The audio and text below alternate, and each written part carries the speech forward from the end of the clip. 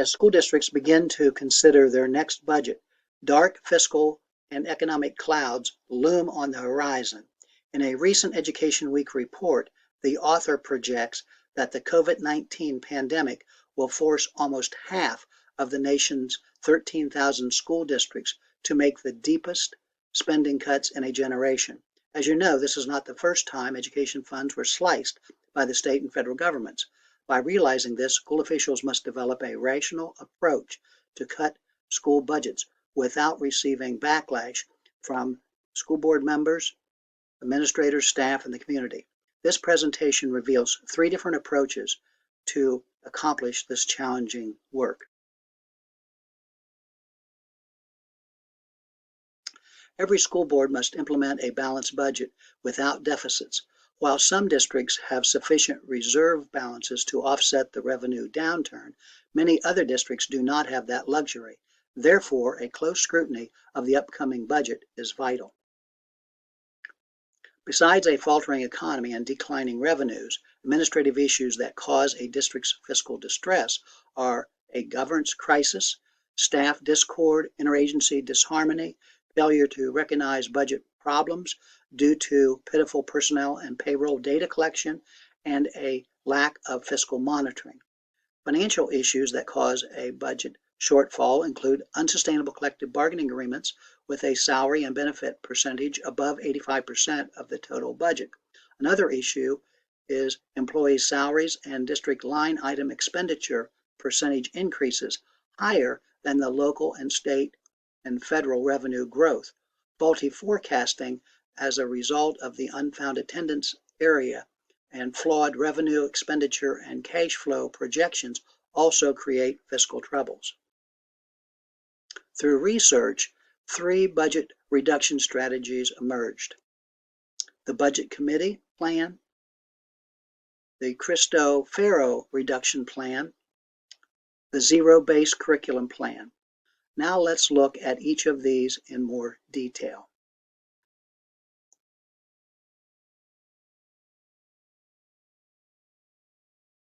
The identification of a budget advisory committee comprised of representatives from all of the district stakeholders work with the administration and school board to discover potential budget reductions. A budget team devoid of the committee consists of the superintendent, principals, and supervisors who help the CFO treasurer to prepare budget documents and ultimately make recommendation reductions to the school board.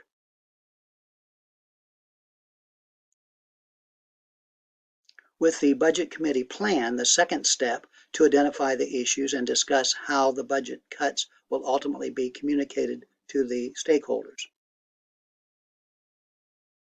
In the third step, the Budget Committee surveys constituents about possible budget cuts, which is a vehicle to develop frequently asked questions regarding the budget. Budget considerations in reduction plan development are the district's mission, goals, and objectives, state guidelines for course offerings, student enrollment, high-cost programs, student-teacher ratios, service duplications, and contracted services. In the critical fifth step, the Budget Advisory Committee, through collaborative work and survey data, provides input and feedback for possible budget cuts. Once final budget decisions are made, the recommendations are then presented to the public and school board. Much communication and discourse often develop with potential changes in the reduction plan. To see how a district presented this information, go to the website shown here. The last step in the Budget Committee reduction plan method is to garner approval for the recommendations by the school board and begin implementation. Although the Budget Committee has a few flaws in the budget development reduction plan, particularly subject to political pressures, that method is still far better than the lone cowboy method. With the lone cowboy, a single person does the reduction work behind closed doors and attempts to garner school board approval at an upcoming open board meeting. This type of reduction development process usually meets a lot of resistance and causes the administrator to make revisions because certain groups feel that they are being attacked by the cuts. The next reduction method is called the Cristofaro reduction plan, as reported by an AASA School Administrators Association article. The school superintendent of Quincy Public Schools in Massachusetts, Rick Cristofaro, devised a plan to reduce the school's budget from $67 million to $59 million.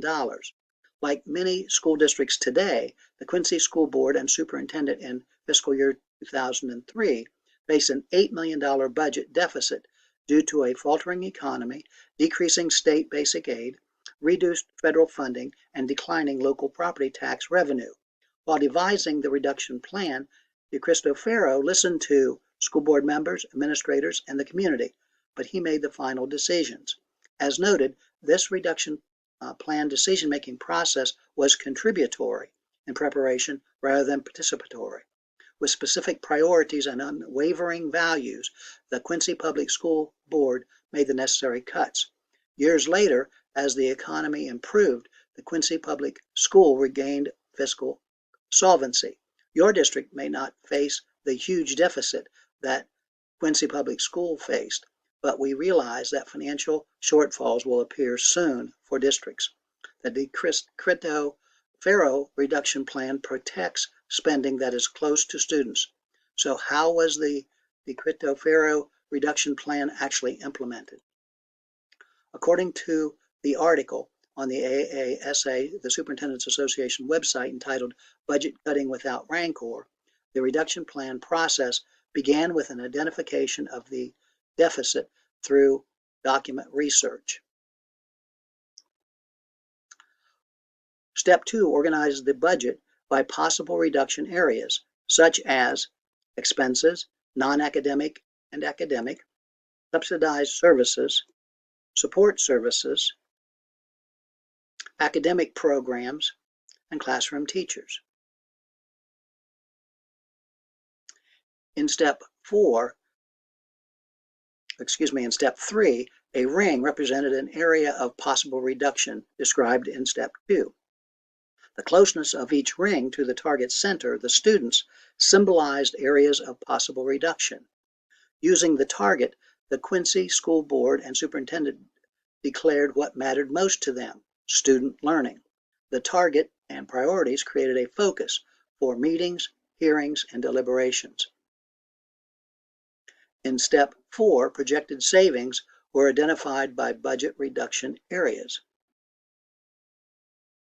In step 5, the budget reduction options were presented to the school board.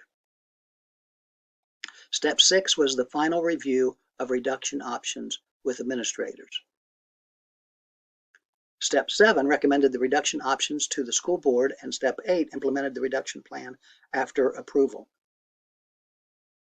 The next tactic is the zero-based curriculum reduction model, which examines the curriculum for possible cut. In this model, administrators identify all of the district's programs by one of 4 tiers. In Step 2, administrators identify and rank required student programs as Tier 1, which are not to be cut. Tier 2 instruction contains core academic programs for graduation requirements. Tier 3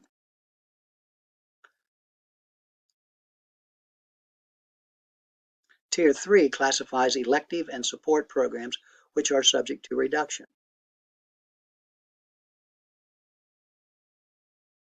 Tier 4 lists optional curricular and support programs which are subject to being cut. Based on the tier, the reduction plan priorities are developed with Tier 4 programming the first priority for cuts, and Tier 3 next. Potential savings are attached to each potential reduction. After priorities are decided with sufficient savings, the superintendent makes the recommendation to the school board. Upon approval, the plan is implemented.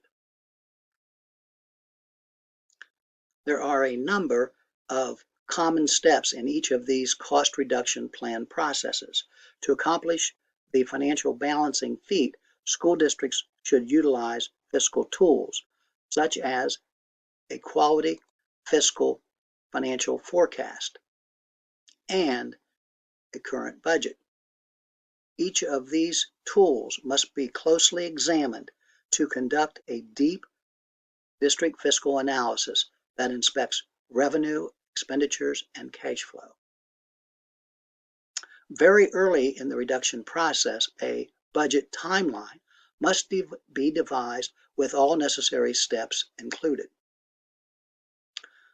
Maintaining transparency throughout the entire process remains critical. By maintaining transparency, communication with all school stakeholders via face-to-face meetings and technology means such as YouTube presentations, email notifications, and website information is fundamental.